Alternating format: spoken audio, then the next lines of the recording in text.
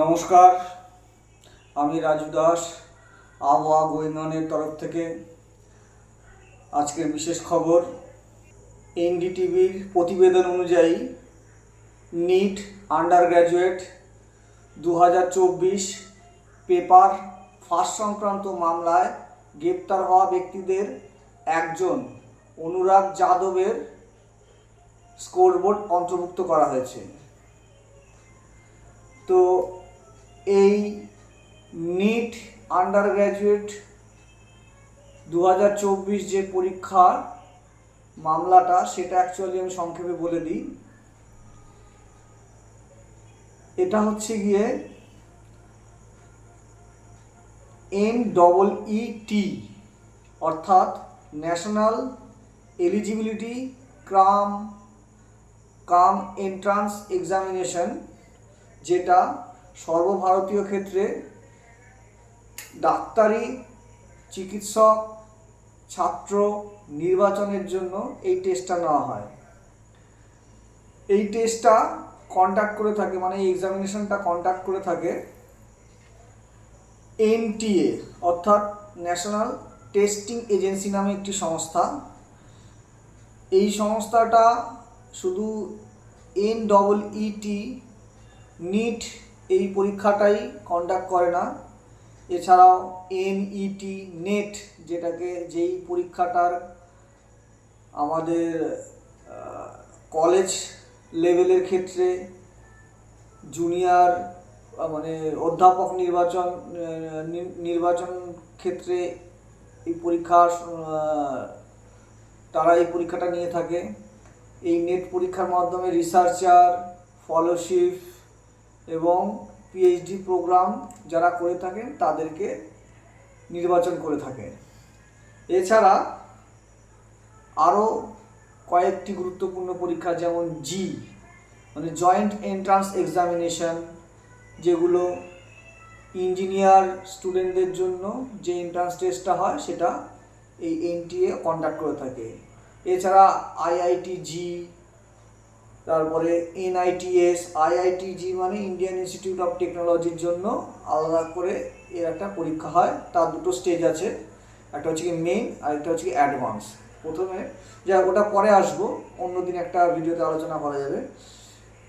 এছাড়া রয়েছে IITS অর্থাৎ Indian institute of information technology, GFTIS অর্থাৎ গভর্নমেন্ট ফান্ডেড টেকনিক্যাল ইনস্টিটিউশনস, যে সমস্ত ছাত্ররা সেই সমস্ত ইনস্টিটিউটগুলোতে ভর্তি হতে চায় বা পড়াশোনা করতে চায় তাদেরকে এই GFTIS এন্ট্রান্স দিয়ে ভর্তি হতে হয়।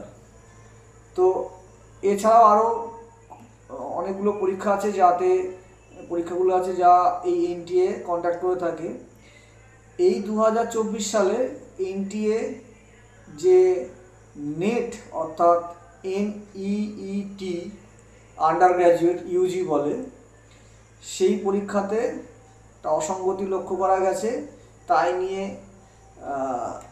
যোগ্য ছাত্রছাত্রীরা অসন্তোষ প্রকাশ করেছে এবং বিভিন্ন স্তরে তার মামলা হয়েছে। সেই মামলার একজনকে, তার অনুরাগ যাদব নামে একজন ক্যান্ডিডেট, যাকে এই মামলার স্কোরবোর্ডটাকে অন্তর্ভুক্ত করা হয়েছে এবং তাকে হেফাজতও নেওয়া হয়েছে। শুধু তাই নয়, এছাড়াও আরও 3 জনকে এই মামলার সঙ্গে অন্তর্ভুক্ত করা হয়েছে।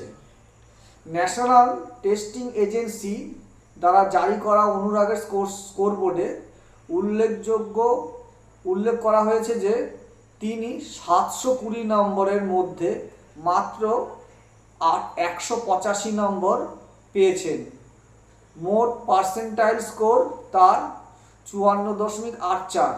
তবে ব্যক্তিগত বিষয়গুলো মানে ইন্ডিভিজুয়াল সাবজেক্টগুলোতে তার স্কোরগুলি একটা গভীর পর্যালোচনা করে দেখা গেছে যে অনুরাগ পদার্থবিজ্ঞানে পেয়েছে 85.8 পার্সেন্টাইল, জীবনবিজ্ঞানে পেয়েছে 51 পার্সেন্টাইল, কিন্তু রসায়নে পেয়েছে মাত্র 5 পার্সেন্টাইল।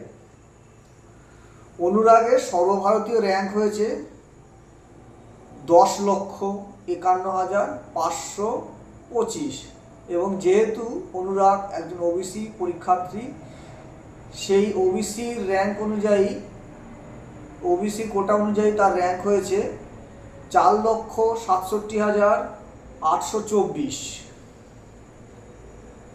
তো এছাড়াও বাকি 3 জনের যাদের স্কোর বোর্ড এই মামলায় অন্তর্ভুক্ত করা হয়েছিল, তাদের মধ্যে একজন 720-র মধ্যে পেয়েছে মোট 320 নম্বর, যার ফলে তার পার্সেন্টাইল দাঁড়িয়েছে 73.37 তিনি জীবনবিজ্ঞানে পেয়েছেন 87.8 পার্সেন্টাইল।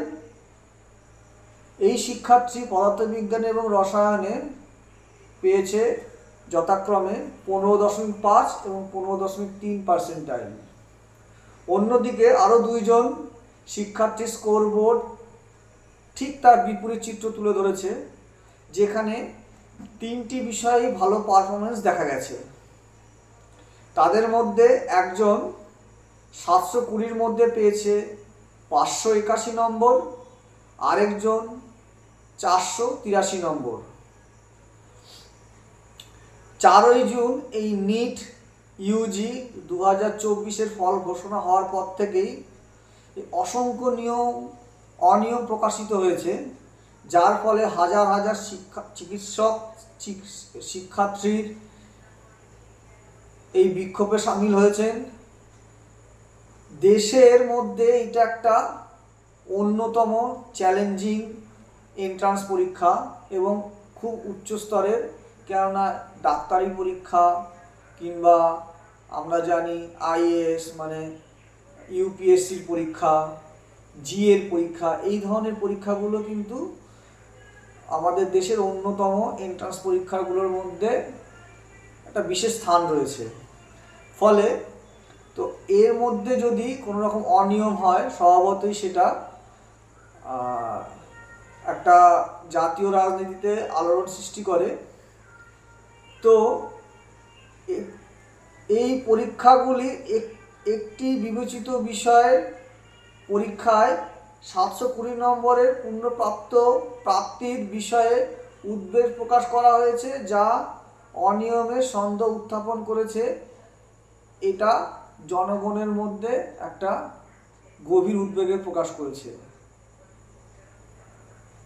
এই হয়েছে আজকের এই নিট ইউজি 2024-এর খবরের আপডেট। আজ এই পর্যন্ত। আপনাদের নজর থাকুক আবহাওয়া গোয়িং অনে। ধন্যবাদ।